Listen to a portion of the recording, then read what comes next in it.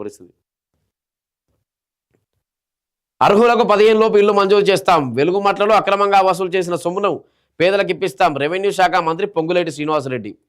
వెలుగుమట్ల వినోబా భావే నగర్ భూదాన్ భూముల్లో తొలగించిన ఇళ్ల నిర్వాసితుల్లో నిరుపేదలు ఉన్నమాట వాస్తవమేనని, అర్హులకు ఈ నెల 15వ తేదీలోప నివాస స్థలాలతో పాటు ఇందిరమ్మ ఇల్లు మంజూరు చేసి ముగ్గు పోస్తామని రెవెన్యూ శాఖ మంత్రి పొంగులేటి శ్రీనివాసరెడ్డి స్పష్టం చేశారు. ఖమ్మం జిల్లాల కలెక్టరేట్ ఆఫీసులో కలెక్టర్ అనుదీప్, సిపి సునీల్ దత్తో కలిసి ఆదివారం మీడియా సమావేశం ఏర్పాటు చేసి మంత్రి మాట్లాడారు.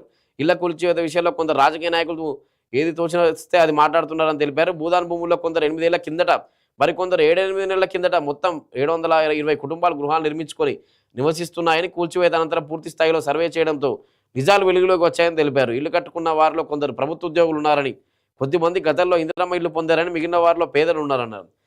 ఖమ్మం జిల్లా వెలుగుమట్లకు సంబంధించి భూదాన్ గతంలో ఆచార్య వినోబా భావే ఏదైతే తెలంగాణ సాయుధ పోరాటం అయిపోయి తెలంగాణ స్వతంత్రంగా నిజాం గద్దె దింపిన తర్వాత స్వతంత్రంగా అయిందో అప్పుడు ఉన్నటువంటి భూస్వాములు కానీ వాళ్ళంతా వినోబా భావే సూచనల మేరకు అప్పుడున్న భూమిని అంతా పేదలకు పంచారు. పేదలకు మంచిన ప్రభుత్వానికి ఇవ్వడం వేల ఎకరాలు, కొన్ని వేల ఎకరాలను పేదలకు మంచడం, అందరికీ స్థలాలు ఇవ్వడం, ఇలాంటివి ఆచార్య వినోబా భావే మార్గదర్శకత్వంలో వినోబా భావే ఇక్కడికి వచ్చి అన్ని చోట్ల తిరిగి చాలా చోట్ల భూదాన్ భూములు ఉన్నాయి. చాలా చోట్ల వీటన్నిటిని కలిపి భూదాన భూములుగా పిలిచి చాలా చోట్ల పేదలకు మంచిన భూములు. ఈ భూములకు సంబంధించి ప్రభుత్వం వీటన్నిటిని స్వాధీనం చేసుకొని కోర్టు నుంచి స్టే కూడా తెచ్చింది. అయితే ఖమ్మం జిల్లా వెలుగుమట్లలో గత వారం రోజులుగా జరుగుతున్న ఆందోళనలు మనం చూస్తే అక్కడ ఉన్న ఎవరైతే ఇల్లు కట్టుకున్నారో ఆ భూదాన భూములో ఇల్లు కట్టుకోవడం కానీ, గుడిసెలు వేసుకోవడం ఇలాంటివన్నింటినీ తొలగించి అక్కడ ఉన్న నిర్వాసితులు అందరినీ రోడ్డున పడేసిందని చెప్పి కూడా ప్రతిపక్షాలు లభిస్తున్న అక్కడ ఉన్నటువంటి నివాసితులు కూడా, స్థానికులు కూడా ఆందోళన ప్రతిరోజు ఆందోళన చేస్తున్న పరిస్థితి. ఈ విషయం కొంత ఉద్రిక్తంగా మారి ప్రభుత్వానికి కొంత బ్యాడ్ ఇమేజ్ రావడంతో వెంటనే మా మంత్రి పొంగులేటి శ్రీనివాసరెడ్డి దాదాపు 5-6 రోజుల తర్వాత ఆయన స్పందించిన పరిస్థితి. ఎందుకంటే మంత్రులపై విమర్శలు వస్తున్నాయి. ఖమ్మం జిల్లాకు చెందిన మంత్రి, అక్కడ 2 మంత్రులు ఉన్నారు. ఉమ్మడి ఖమ్మం జిల్లాకు తుమ్మల నాగేశ్వరరావు, పొంగులేటి శ్రీనివాసరెడ్డి ఉన్నారు.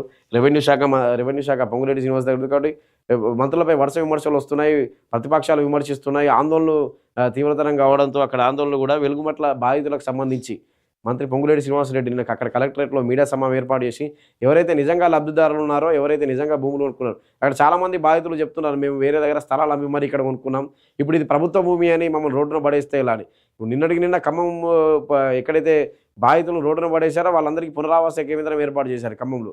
ఆ ఖమ్మం సెంటర్లో అక్కడ నుంచి కూడా ఆందోళన చేస్తుంటే పోలీసులు వాళ్ళపై లాఠీచార్జీ చేసిన పరిస్థితి. ఇవన్నీ జరుగుతుండే పోతే నిన్న పొంగులేటి శ్రీనివాసరెడ్డి మీడియా సమావేశం ఏర్పాటు చేసి ఎవరైతే నిజంగా లబ్ధిదారులు ఉన్నారో వాళ్ళందరికీ న్యాయం చేసి ఇందిరమ్మ ఇల్లు 15వ తేదీలాగా అందిస్తామని చెప్పి. ఎందుకంటే ఇది ఒక మంచి నిర్ణయం. లేకపోతే ఇంతకంటే దీన్ని ఎక్కువ లాగితే తెగిపోయే ప్రమాదం ఉంది ప్రభుత్వానికి. ఇప్పటికే దీనివల్ల బ్యాడ్ ఇమేజ్ వచ్చింది. ఒకవైపు గాంధీ సరోవర్ ప్రాజెక్ట్ అని చెప్పి లంగరౌజు, కిస్మత్పుర ఇటువంటి ప్రాంతాల్లో ఉన్న ఇళ్ళని కూల్చివేస్తాం, అక్కడ కూల్చివేస్తాం, మొత్తం క్లీన్ చేస్తామని చెప్పి సిటీలో అదొక ఆందోళన నడుస్తుంటే, మరోవైపు దాని తర్వాత వెంటనే వెలుగుమట్టలో భూదాన భూముల జోలికి వెళ్ళి అక్కడ కూడా ప్రభుత్వం కొంత తల బొప్పిగట్టే వ్యవహారం తెచ్చుకున్నట్లయింది.